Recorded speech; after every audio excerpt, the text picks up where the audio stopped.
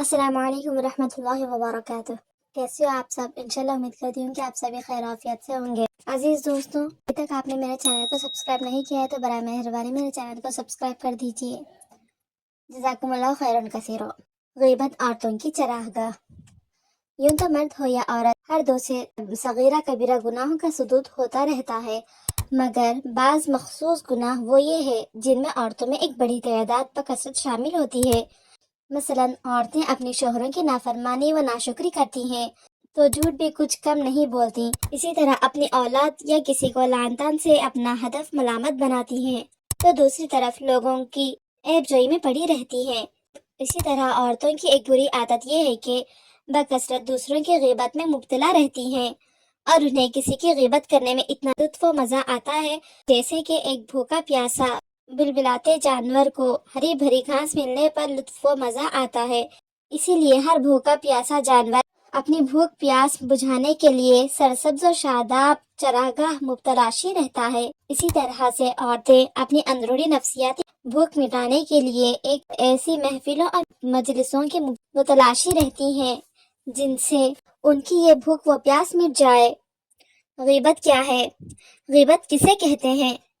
کسی مسلمان یا غیر مسلم کے عیوب کو اس کے عدم موجودگی میں زبان، قلم، حرکات و سکنات یا کسی اور طریقے سے اس طرح بیان کرنا کہ اگر وہ سن لے یا جان لے تو اس کو رنج و ملامت ہو، شریعت کے رو سے غیبت کہلاتا ہے۔ لیکن اگر کوئی ایسا عیب بیان کیا جائے جو فی الواقع اس میں موجود نہیں ہے تو تہمت کہلاتا ہے اور بہتان کی تعریف میں آتا ہے۔ قرآن و حدیث میں غیبت کی مذمت کو اس طرح اس کی وعید کو بڑی سختی کے ساتھ بیان کیا گیا ہے۔ قرآن کریم اس سلسلے میں یہ کہتا ہے، تم آپس میں ایک دوسرے کی غیبت نہ کرو، اور حدیث میں یوں آیا ہے کہ غیبت کا گناہ زنا کے گناہ سے زیادہ بڑا ہوا ہے، بلکہ ایک حدیث میں یہ آیا ہے کہ غیبت کا گناہ 30 مرتبہ زنا کے گناہ سے زیادہ بڑا ہوا ہے۔ غیبت کا حکم اور تنبیہ۔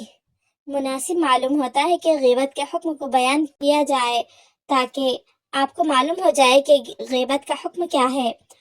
جب آپ کو مذکورہ قرآنی آیات سے یہ معلوم ہو گیا کہ غیبت کا حکم قرآن سے ثابت ہے تو اب اس حکم کی نوعیت اور کیفیت کا جاننا اور ماننا دونوں ضروری ہے۔ غیبت کا حکم یہ ہے کہ کسی انسان کی غیبت کرنا حرام اور ناجائز ہے۔ اگر کوئی آدمی اس حکم کے نہ ماننے میں کسی قسم کا تردد رکھتا ہو، اندیشہ ہی نہیں بلکہ یقین ہے کہ وہ کفر کی دہلیز پر قدم رکھ دے۔ اس لیے کہ بعض لوگ جب کسی کی غیبت کرتے ہیں اور دوران غیبت جب ان سے یہ کہا جاتا ہے کہ کسی کی پیٹھ پیچھے برائی بیان کرنا غیبت میں شمار ہوتا ہے تو وہ جواب میں یہ کہتے ہیں، ہم تو وہی عیب بیان کر رہے ہیں جو فی الواقع ان میں موجود ہے۔ مطلب اس کا یہ ہوتا ہے کہ اگر کسی شخص میں کوئی عیب ہو تو اس کے بیان کرنے میں کوئی حرج نہیں، بالالفاظ دیگر اس کا مطلب یہ ہوتا ہے کہ اس طرح کا فعل جائز ہے۔ اگر کوئی شخص ایسا سمجھتا ہے تو یہ بات خوب اچھی طرح ذہن نشین کر لینی چاہیے کہ یہ شخص دانستہ یا نادانستہ طور پر قرآن کے حکم کا انکار کر رہا ہے اور ناجائز چیز کو جائز اور ایک حرام چیز کو حلال سمجھ رہا ہے۔ اگر کوئی آدمی ایسا کرتا ہے تو وہ کفر کے احاطے میں داخل ہو جاتا ہے۔ کافر کی غیبت بھی غیبت ہے۔ غیبت کے سلسلے میں ایک عام غلط فہمی یہ بھی ہے کہ غیبت ایک مسلمان کی ہی ناجائز ہے اور غیر مسلم کی غیبت جائز ہے، حالانکہ غیبت کی تعریف میں یہ بھی شامل ہے کہ جس طرح ایک مسلمان کی غیبت ناجائز ہے، ٹھیک اسی طرح ایک کافر اور غیر مسلم کی غیبت بھی ناجائز اور حرام ہے۔ سدا افسوس کہ آج ہمارے کتنے ایسے دینی بھائی اور بہن ہیں جو اس برے فعل کے مرتکب ہیں، حالانکہ اس برے فعل کو اس قدر مذمت کے ساتھ بیان کیا گیا ہے کہ ایک غیبت کرنے والا آدمی اپنے زندہ ہی نہیں بلکہ مردار بھائی کے گوشت کھانے کے برابر ہے۔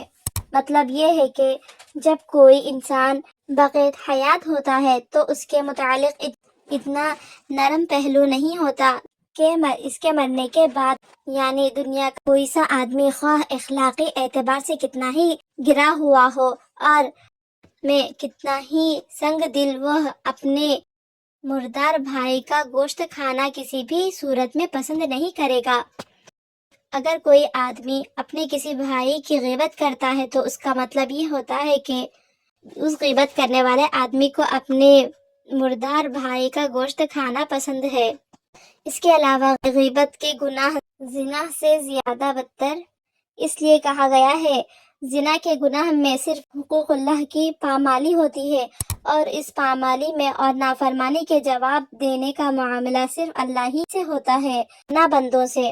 لیکن غیبت کرنے والے معاملے میں اللہ کے حکم کی نافرمانی کے ساتھ ساتھ بندوں کے حقوق کی بھی پامالی ہوتی ہے، یعنی ایک غیبت کرنے والا آدمی حقوق اللہ میں بھی کوتاہی کرتا ہے اور حقوق العباد میں بھی کوتاہی کرتا ہے۔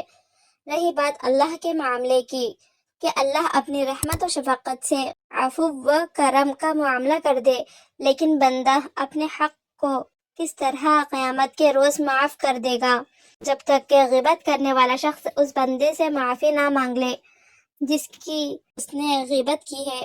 غیبت کرنے والوں کے متعلق ایک شدید وعید یہ بھی آئی ہے کہ غیبت کرنے والوں کو دوزخ میں خارش ہوگی، اور وہ خارش اس طرح ہوگی کہ دوزخی اپنے بدن کو نوچتے نوچتے جسم کے سارے گوشت و پوست کو ختم کر دیں گے۔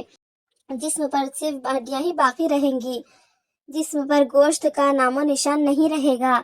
ان مذکورہ احادیث کے علاوہ بہت ساری احادیث غیبت کے متعلق وارد ہوئی ہیں، لیکن عبرت و موضوعات کے لیے مذکورہ احادیث بھی کیا کچھ کم ہیں۔ جیسا کہ شاعر کا قول ہے، عقل کو کافی ایک حرف نصیحت، ناداں کو ناکافی نہ دفتر نہ رسالہ۔ آخر میں اللہ تبارک و تعالیٰ سے دعا کرتی ہوں کہ اللہ تعالیٰ ہم سبھی مسلمان بھائی بہن کو غیبت، چغلی، حسد، ان سبھی گناہوں سے ہماری حفاظت فرمائے، آمین۔ اگر آپ کو میرا یہ بیان پسند آیا ہے تو برائے مہربانی کامنٹس کر بتا دیجئے اور بتائیے کہ نیکسٹ کس بارے میں بیان کروں۔ السلام علیکم ورحمۃ اللہ وبرکاتہ۔